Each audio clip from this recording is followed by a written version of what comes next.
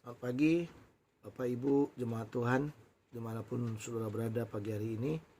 Saya percaya kita semua dalam keadaan sehat, dalam keadaan sukacita, dan kita harus mensyukuri apa yang Tuhan sudah buat dalam hidup kita. Kita boleh dibawa masuk ke dalam bulan Agustus ini, minggu pertama di bulan Agustus ini. Marilah pagi hari ini kita akan persiapkan hati kita. Kita akan mendengarkan firman Tuhan, dan saya percaya firman ini menjadi firman yang mengawali kita dalam bulan ini lagi, untuk kita lebih baik lagi bersama dengan Tuhan. Mari kita berdoa bersama-sama. Bapa dalam sorga, kami mohon hikmat, pengertian yang dalam, yang bersumber daripada Tuhan. Menolong kami untuk kami boleh mendengarkan firman-Mu. Biarlah Tuhan berbicara kepada kami semuanya, karena kami adalah hamba-hamba-Mu yang merindukan Tuhan. Tolong hamba yang menjelaskan dan saudara-saudara yang mendengarkannya. Dalam Kristus Tuhan kami sudah berdoa. Amin. Baik, mari kita lihat Alkitab kita dari Kejadian pasal 32 ayat 22 sampai 32. Sekali lagi, Kejadian pasal 32, kita melihat ayat 22 sampai dengan ayat yang ke-32. Kita akan membaca firman Tuhan ini bersama-sama. Kejadian pasal 32 ayat 22 sampai dengan ayat 32. Demikian firman Tuhan.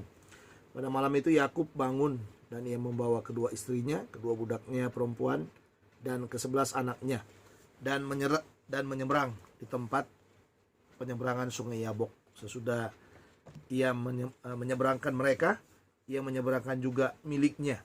Lalu tinggallah Yakub seorang diri, dan seorang laki-laki bergulat dengan dia sampai fajar menyingsing. Ketika orang itu melihat bahwa ia tidak dapat mengalahkannya, ia memukul sendi pangkal paha Yakub, sehingga sendi pangkal paha itu terperecok ketika ia bergulat dengan orang itu. Lalu kata orang itu, biarkanlah aku pergi, karena fajar telah menyingsing. Sahut Yakub, aku tidak akan membiarkan engkau pergi jika engkau tidak memberkati aku. Bertanyalah orang itu kepadanya, siapakah namamu? Sahutnya, Yakub. Lalu kata orang itu, namamu tidak akan disebut lagi Yakub, tetapi Israel, sebab engkau telah bergumul melawan Allah dan manusia, dan engkau menang. Bertanyalah Yakub, katakanlah juga namamu. Tapi sahutnya, mengapa engkau menanyakan namaku? Lalu diberkatinya lah Yakub di situ. Yakub menamai tempat itu Peniel, sebab katanya, aku telah melihat Allah berhadapan muka, tetapi nyawaku tertolong. Lalu tampaklah kepadanya matahari ketika ia telah melewati Peniel, dan Yakub pincang karena pangkal pahanya. Itulah sebabnya sampai sekarang orang Israel tidak memakan daging yang menutupi sendi pangkal paha, karena dia telah memukul sendi pangkal paha Yakub pada otot pangkal pahanya. Sampai di sini pembacaan firman Tuhan. Berbahagialah mereka yang membaca dan merenungkan firman Tuhan. Bapak Ibu, saudara-saudara yang kasih dalam Tuhan, judul firman Tuhan yang akan saya sampaikan pagi hari ini berjudul transformasi hidup mendatangkan berkat Allah. Sekali lagi, transformasi hidup mendatangkan berkat Allah. Kalau kita melihat kata transformasi dalam bagian ini menjadi kata yang sangat penting, dan saya sangat percaya gambaran yang paling bagus untuk menjelaskan kata transformasi adalah metamorfosis kupu-kupu. Ya, metamorfosis kupu-kupu. Kalau kita tahu asal usul dari kupu-kupu, kupu-kupu itu dimulai dari ulat. Ya, ulat yang mungkin kalau orang lihat ulat itu pasti sesuatu yang menjijikkan. Lalu setelah ulat menjadi kepompong. Ya, kepompong yang bisa kita katakan bentuknya kering. Hidup dia, hidup kepompong itu hidup, bentuknya kering, tidak menarik, ya, tidak menarik, ya, kropos, rapuh, dan gampang sekali untuk dihancurkan. Lalu setelah kepompong, lalu menjadi kupu-kupu. Nah, metamorfosis atau transformasi dari kupu-kupu ini sebenarnya bagi saya inilah gambaran daripada hidup kita. Saya rasa kita yang mengikut Tuhan sampai sekarang ini, ya kita mengalami hal yang sama. Dari manusia berdosa, ya, yang seperti ulat itu ya, seperti ulat yang sangat menjijikkan, rapuh, ya, karena dosa itu kita menjadi rapuh, kita menjadi orang yang terhukum, kita menjadi orang yang tidak punya pengharapan, bahkan kita menjadi orang yang pantas ya untuk dimasukkan ke dalam api neraka itu. Ya, jadi sesuatu yang sangat menjijikkan, rapuh, menjijikkan, dan tidak punya makna apa-apa dalam hidup ini. Nah, tetapi dalam kondisi kerapuhan itulah justru kita ditransformasi lewat pengampunan dosa. Ya, kita ditransformasi lewat pengampunan dosa. Sampai sekarang kita percaya kita berjalan juga dalam manusia baru kita. Nah, ini kita harus belajar di sini, saudara. Berdosa, menjijikkan, rapuh, Tuhan transformasi menjadi orang yang punya pengharapan sekarang. Ya, menjadi orang yang punya harapan. Makanya sekarang setelah ditransformasi, seharusnya hidup kita ya bisa jadi berkat bagi banyak orang. Ya, jadi karena ada transformasinya Tuhan itu, seharusnya kita bisa menjadi berkat bagi banyak orang. Karena transformasi yang kita alami dikatakan adalah transformasi yang mendatangkan berkat Allah. Nah, makanya judul firman ini adalah dikatakan tadi judulnya adalah transformasi hidup mendatangkan berkat Allah. Ya, jadi setelah mengalami perubahan yang sangat besar dalam hidup kita ini, nah itu seharusnya mendatangkan berkat Allah, baik bagi kita maupun bagi orang-orang yang melihat hidup kita. Nah, Bapak Ibu, kalau saudara melihat teks yang kita baca tadi, ya Kejadian pasal 32 ayat 22 sampai 32 itu, sebenarnya kalau kita runut cerita ini atau narasi ini, peristiwa ini terjadi sebenarnya setelah Yakub mengirimkan upeti perdamaian kepada Esau, kakaknya. Lalu kalau saudara lihat di dalam ayat 21, narasi ini berakhir di situ. Ada kata yang dikatakan di sana, jadi persembahan itu diantarkan lebih dahulu, tetapi ia sendiri bermalam pada malam itu di tempat perkemahannya. Jadi persembahan diantar, ya, karena dia mau berdamai. Upeti perdamaian itu diantarkannya kepada Esau, sekalipun mungkin catatan yang kita lihat di sana tidak ada catatan memang yang menjelaskan bahwa Esau meminta, tetapi dengan senang hati Yakub sebenarnya memberi hadiah-hadiah kepada kakaknya itu. Ada perpisahan mereka yang sudah cukup lama itu ya. Nah, dalam melobi perdamaian itulah Yakub lewat hamba-hambanya dia memberikan yang disebut dengan upeti kepada kakaknya itu. Nah, mengingat situasi ini, memang Yakub ini orang yang sangat memang satu sisi dia manusia licik, tapi Yakub ini juga orang yang bijak ya. Karena dalam ayat 22-23 dikatakan karena dia lihat situasi yang tidak aman ya, maka Yakub itu mengungsikan keluarganya. Makanya teks yang dikatakan di sana adalah pada malam itu Yakub bangun dan ia membawa kedua istrinya, kedua budaknya perempuan dan ke-11 anaknya. Lihat di sana, dan menyeberang di tempat penyeberangan yaitu sungai Yabok. Sesudah ia menyeberangkan mereka, ia menyeberangkan juga segala miliknya. Bagus ya, saudara. Ya, inilah yang dikatakan security yang dia buat untuk mengamankan keluarganya. Supaya apa? Supaya tidak, kalau seandainya perdamaian dengan kakaknya itu tidak berhasil, maka setidak-tidaknya ya istri, anak-anak dan hartanya itu sudah diamankan, diselamatkan terlebih dahulu.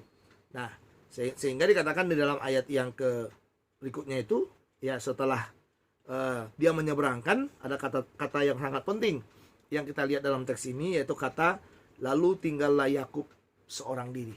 Ya, jadi diseberangkan, dia tetap di kemah itu. Ya, setelah semuanya diseberangkan, diamankannya, ya makanya dikatakan lalu tinggallah Yakub seorang diri. Ya, nah kata lalu tinggallah Yakub seorang diri ini saya rasa menjadi titik awal atau sebagai jembatan perjalanan memulai hidup baru dengan Tuhan. Karena nanti kita melihat dalam ayat-ayat berikutnya, kita sudah melihat transformasi itu terjadi di sana. Nah, dalam peristiwa inilah Yakub dikatakan bergulat dengan laki-laki. Ini awal transformasinya. Ya, dalam peristiwa inilah Yakub bergulat dengan laki-laki yang menurut saya saya tafsirkan ini adalah utusan Tuhan. Ya, jadi banyak orang mengatakan bahwa pergulatannya dengan Tuhan sendiri, ya, dengan Tuhan sendiri. Ya, silakan ya kalau mau dipakai itu.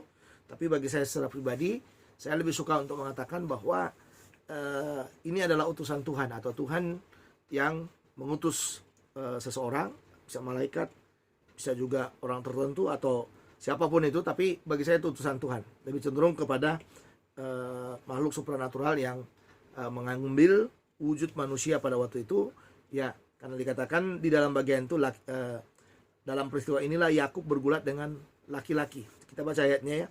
Ya, memang Yakub menang, dikatakan di sana. Ketika orang itu melihat bahwa ia tidak dapat mengalahkannya, ia memukul sendi pangkal paha Yakub.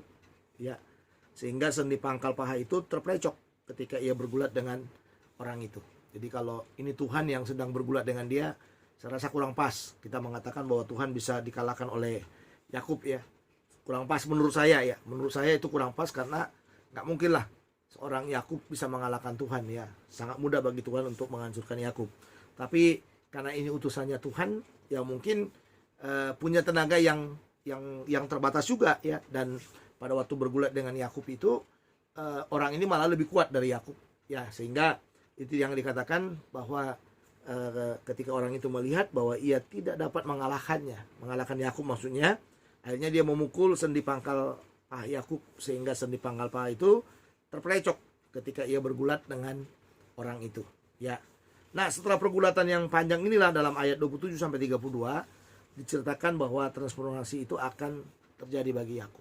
Di situ dalam ayat 27 sampai 32 itu akan kita lihat bersama-sama ya, dari alur cerita yang ada yang menjelaskan bagaimana transformasi atau perubahan hidup dari seorang pelarian. Saya sangat mengatakan bahwa Yakub itu adalah seorang dimulai dengan kata dia adalah seorang penipu ya.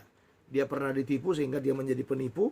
Setelah dia menjadi penipu, dia pengembara atau pelarian ya, pelarian yang sedang ingin menjejakkan kakinya ya untuk memulai hidup yang baru. Nah, dalam perjalanan yang seperti inilah, dalam perjalanan memulai hidup yang baru itulah dia mengalami transformasi yang sumbernya sebenarnya dari Tuhan yang sudah mengatur segalanya buat dia. Nah, Bapak Ibu Saudara yang dalam Tuhan, kita harus mengalami yang namanya transformasi hidup yang akan mendatangkan berkat Allah bagi kita. Nah, ini penting bagi kita ya. Ya, kita harus mengalami transformasi hidup yang akan mendatangkan berkat Allah bagi kita. Bagaimana caranya? Ada 3 hal yang bisa kita lihat dalam pembahasan ini. Ya, hal yang pertama adalah kita harus punya kerinduan untuk ditransformasi. Nah, ini dia, saudara. Artinya begini, kalau kita diizinkan Tuhan mengalami peristiwa yang sangat spiritual, ya, seharusnya kita menggunakan peristiwa itu sebagai langkah awal untuk memulai perjalanan dengan Tuhan. Ya, sekali lagi, kalau kita diizinkan Tuhan mengalami peristiwa yang sangat spiritual, seharusnya kita menggunakan peristiwa itu sebagai langkah awal untuk memulai perjalanan dengan Tuhan. Dan itu yang peristiwa yang spiritual itulah yang menjadi kerinduan kita sebenarnya. Bagaimana Tuhan bisa mentransformasi, mengubah hidup kita dari yang saya katakan tadi, dari yang berdosa, menjijikkan, tidak berguna, rapuh, kropos itu, ya, peristiwa yang Tuhan nyatakan kepada kita, dia hadir di tengah-tengah kita, ya, sama seperti yang dialami oleh Yakub ini ya. Oleh Yakub ini Tuhan hadir lewat utusan Tuhan itu, ya, dia bergulat dengan utusan Tuhan itu, dan ini menjadi peristiwa awal bagi Yakub untuk memulai ya kerinduan untuk ditransformasi. Nah, kerinduan itu saudara bisa kita lihat dalam ayat 26-27. Dikatakan malam itu Yakub punya pengalaman yang sangat luar biasa. Dia bergumul ya sampai fajar menyingsing katanya. Ya, sampai fajar menyingsing dia tetap menang melawan orang itu. Nah, dinyatakan dalam narasi kita dalam ayat 26, lalu kata orang itu, biarkanlah aku pergi karena fajar telah menyingsing. Saut Yakub, aku tidak akan membiarkan engkau pergi jika engkau tidak memberkati aku. Ya, ini kata yang penting. Ya, Yakub menang. Dan dia tahu dia sangat menang melawan orang itu. Tapi ada dia tahu itu adalah peristiwa rohani yang sangat luar biasa, Sehingga saudara dikatakan di dalam bagian ini, ya, aku tidak akan membiarkan engkau pergi jika engkau tidak memberkati aku. Nah, ini coba kita lihat saudara. Ini sebuah kerinduan saya rasa. Ya, kerinduan untuk mengalami sebuah perubahan. Karena kata yang digunakan kata jika engkau tidak memberkati aku, ada dua kata di sana. Satu sisi ini berkaitan dengan keberadaan daripada Yakub. Ya, orang-orang Yahudi pada waktu itu kalau dia bertemu dengan seseorang, dia pasti mengharapkan bagaimana orang itu bisa memberkatinya. Entah berkat itu lewat kata-kata yang akan dilepaskan, atau berkat itu lewat sesuatu yang diharapkan. Contohnya mungkin dia akan memberikan benda-benda tertentu, ya, sebagai bagian dari kekayaan yang akan dia miliki. Tetapi di dalam bagian ini saya melihat bahwa Yakub tidak cenderung kepada harta itu. Tetapi saya melihat lebih cenderung kepada jika engkau tidak memberkati aku, atau jika engkau belum memberkati aku nggak membiarkan engkau pergi. Ini bagi saya secara pribadi, saya bisa melihat bahwa ini berkaitan dengan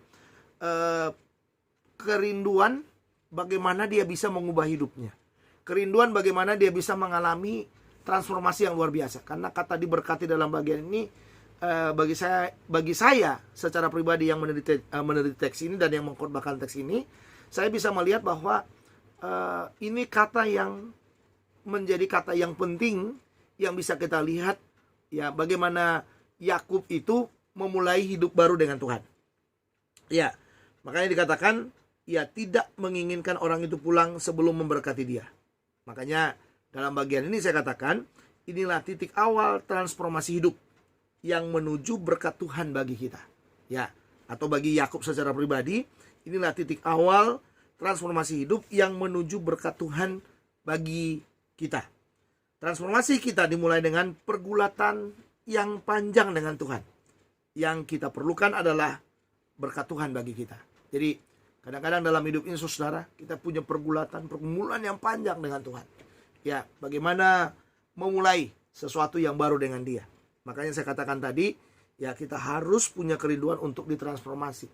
Dalam pergulatan yang panjang, pergumulan yang panjang, kehausan yang panjang, kerinduan yang panjang itu saudara-saudara, seharusnya adalah kerinduan yang dalam untuk mengakhiri perjalanan ketidakpastian menjadi kepastian bagi kita. Dan Yakub seperti itu. Ya, dia tidak pedulikan kemenangan. Dia, aku udah menang, udah pergi aja kamu, katanya. Dia tahu dia sedang bergumul dengan siapa. Dia tahu dia sedang bergulat dengan siapa. Dia tidak bergulat dengan orang biasa. Dia tidak bergulat dengan orang-orang yang menjadi musuh-musuhnya. Tapi dia bergulat dengan utusannya Tuhan yang sebenarnya akan memberikan sebuah pengalaman rohani yang lebih baik bagi dia. Makanya dikatakan Yakub sangat memanfaatkan momentum yang indah ini. Sehingga dia mengatakan, jangan pergi sebelum memberkati aku. Nah, ini kadang-kadang saudara, begitu banyak sekali pengalaman-pengalaman rohani yang Tuhan tunjukkan kepada kita. Sebenarnya kalau kita menyadari pengalaman-pengalaman rohani itu adalah pengalaman yang Tuhan izinkan, ya, yang Tuhan izinkan terjadi dalam hidup kita. Kita mengalami sesuatu bersama dengan Dia. Tujuannya Tuhan sebenarnya sederhana. Bagaimana supaya kita mengakhiri perjalanan hidup yang tidak pasti itu, ya, menuju kepada kehidupan yang lebih pasti lagi. Makanya dikatakan transformasi hidup, ya, mendatangkan berkat Tuhan bagi kita.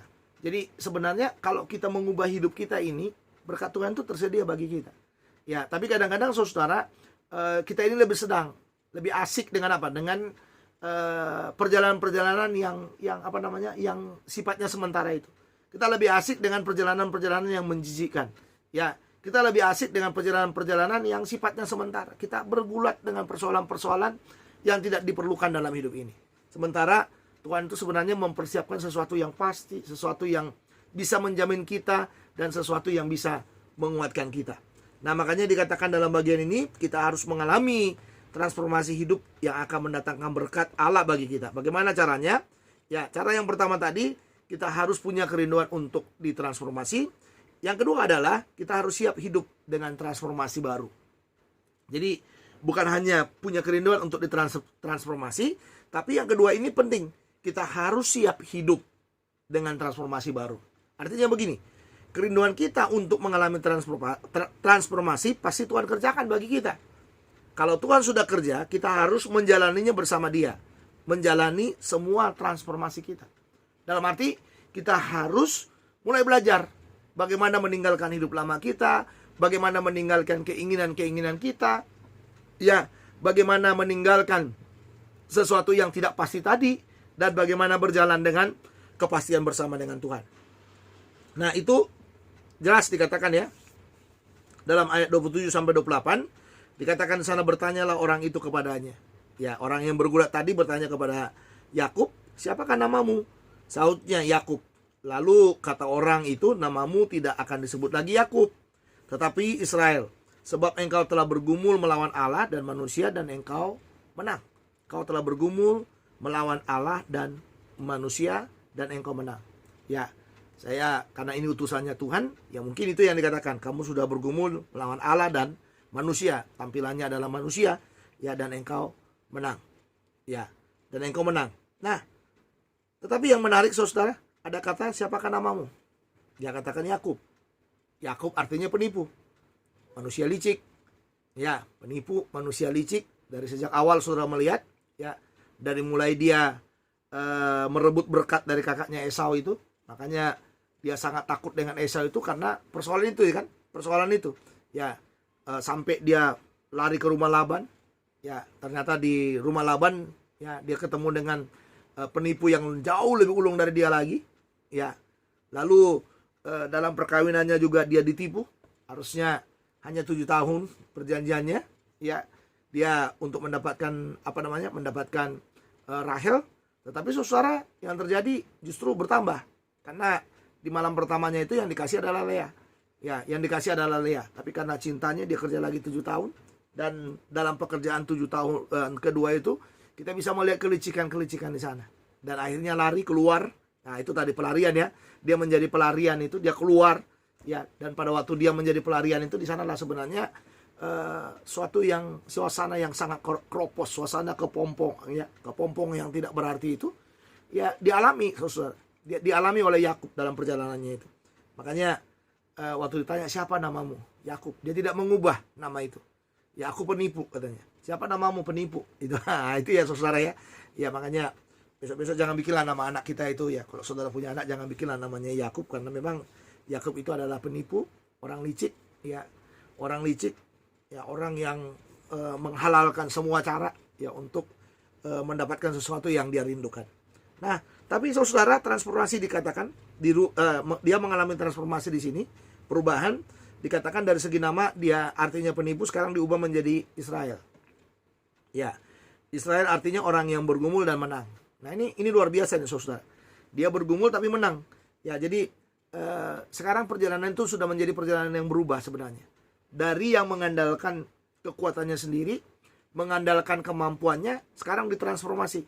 Ya, dia mengalami transformasi yang sangat sangat luar biasa di sana, dari seorang penipu kepada orang yang bergumul dan menang, dari Yakub kepada Israel. Nah, ini kata yang sangat penting di sini, ya. Ini berarti dikatakan bahwa Yakub yang sekarang adalah Israel, akan memulai perjalanan yang baru dengan Allah. Makanya bagian yang kedua ini kita harus siap hidup dengan transformasi baru. Dari penipu, dari orang berdosa, dari orang yang tidak punya pengharapan, sekarang kita akan berjalan kepada pengharapan yang baru. Nah, makanya dikatakan inilah berkat dari transformasinya, dari penipu kepada orang yang bergumul dan menang. Dan dia harus menjalani itu. Selama ini dia menjalani kehidupan Yakub, sekarang dia menjalani kehidupan Israel. Nah, ini dua hal yang berbeda. Ya, dia menjalani hidup sebagai Yakub, dia adalah penipu, orang licik, ya, pengembara, ya, atau bisa dikatakan dia adalah orang yang mengandalkan seluruh kekuatan ototnya, kemampuannya. Tapi sekarang saudara, ya, dia menjadi orang yang dikatakan Israel, orang yang memang masih bergumul. Ya, masih bergumul dia dengan perjuangan hidup yang ada di sana, tapi sekarang berubah.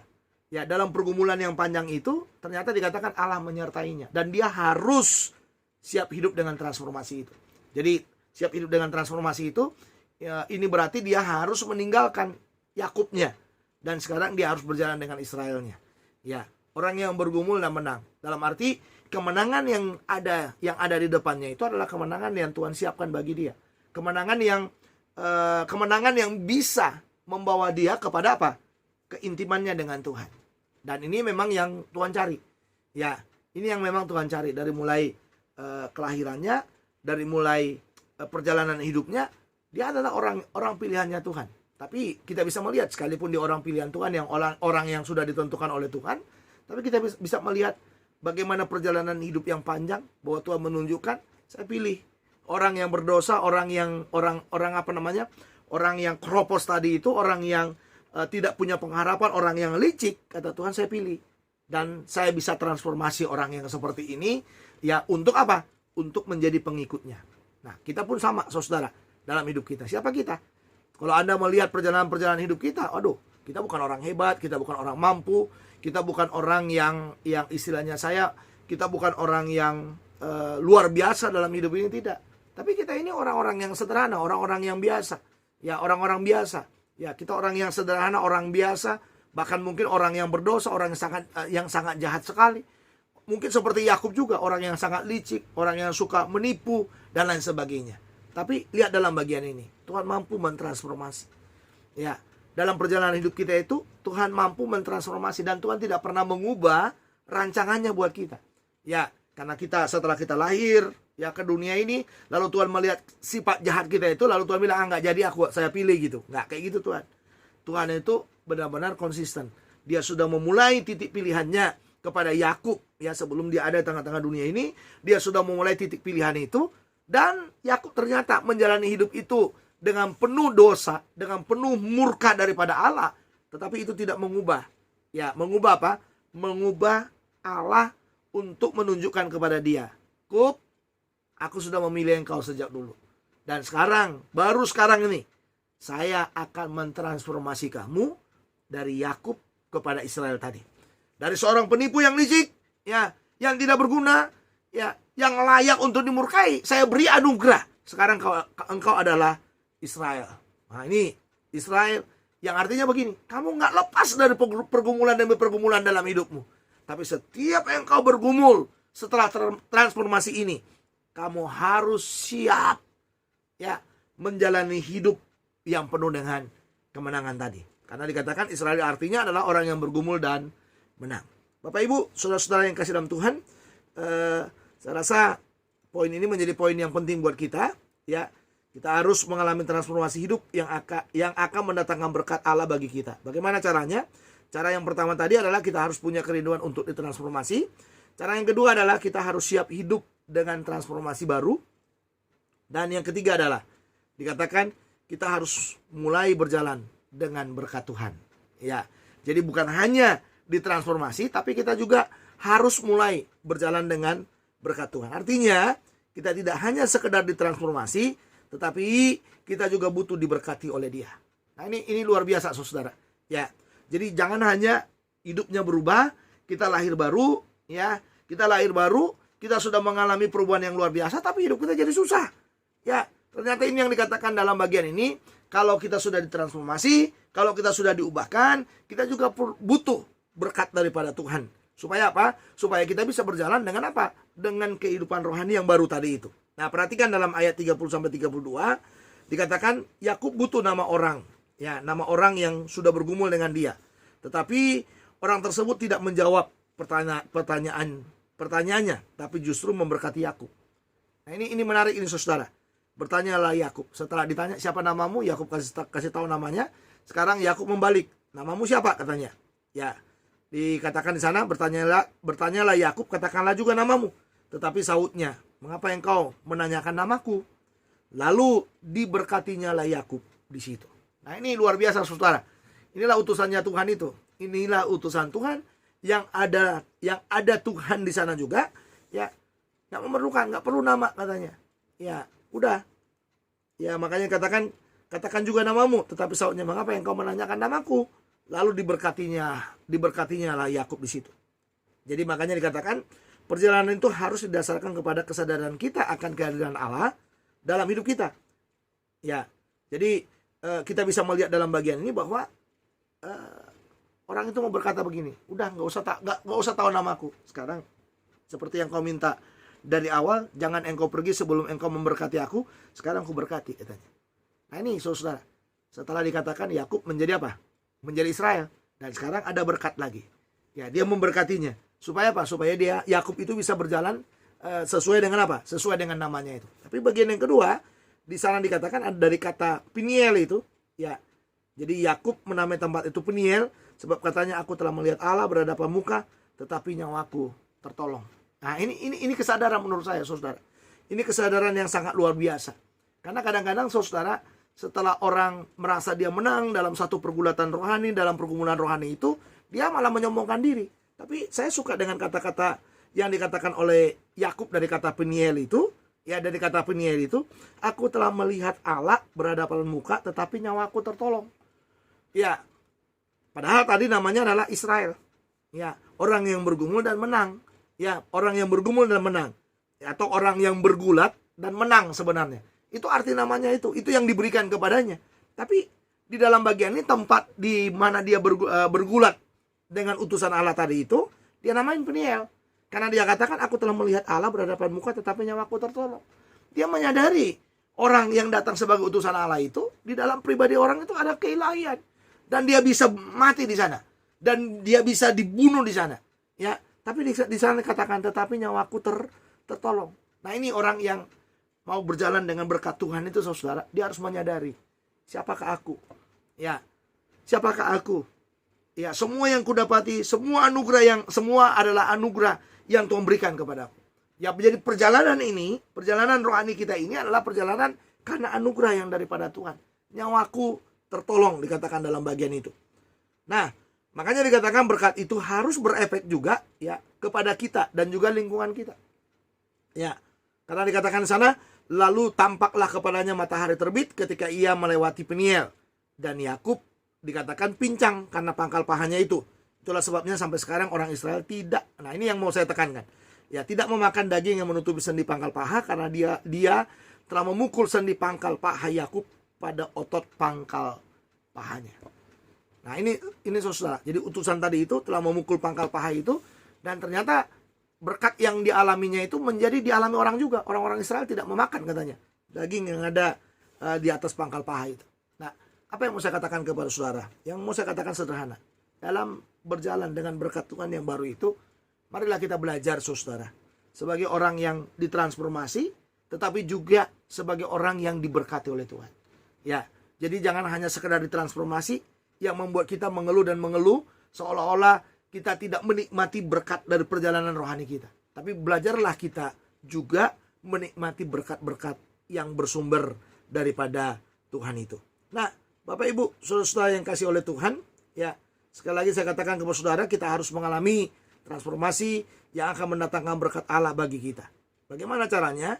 Ya, ada 3 cara tadi yang dijelaskan kepada kita. Kita harus punya kerinduan untuk ditransformasi. Yang kedua, kita harus mulai berjalan dengan berkat Tuhan. Dan yang ketiga, yang terakhir adalah kita harus mulai berjalan dengan apa namanya? Dengan berkat-berkat yang bersumber daripada Tuhan tadi. Ya, mari kita berdoa bersama-sama. Kita serahkan hidup kita kepada Tuhan, ya, dan kita percaya bahwa Tuhan akan menolong kita dalam perjalanan hidup yang ada. Ya, mari kita berdoa. Bapa dalam sorga, terima kasih buat firman-Mu. Berikan dalam hati kami, biar firman-Mu boleh menjadi berkat. Hamba berdoa supaya Roh Kudus melawat kami semuanya. Kami yang sudah mendengarkan firman ini, biarlah hati kami terus dilekatkan Tuhan, supaya kami boleh berjalan dengan Tuhan dan menikmati berkat-berkat dari transformasi yang Kau sudah kerjakan dalam hidup kami. Berkati kami Tuhan, tolong masa pandemi ini supaya cepat berlalu. Tolong kami juga supaya boleh dengan cepat, dengan berlalunya pandemi, kami juga boleh beribadah dalam gereja. Tuhan tolong berkati kami semuanya. Ini kerinduan-kerinduan kami. Kalau ada yang sakit, sembuhkanlah Tuhan. Kalau ada yang susah, hiburkanlah. Dan biarlah mata rohani kami semuanya tertuju kepada Tuhan. Dan kami percaya bahwa Tuhan kami adalah Tuhan yang hidup, Tuhan yang menyiapkan segalanya bagi kami. Dan biarlah perjalanan hidup ini menjadi perjalanan yang diberkati oleh Tuhan. Terpujilah nama-Mu, dalam Kristus Tuhan kami sudah berdoa. Amin. Selamat pagi. Tuhan memberkati, sampai ketemu lagi. Tetap sehat, semangat, dan diberkati Tuhan senantiasa. Shalom.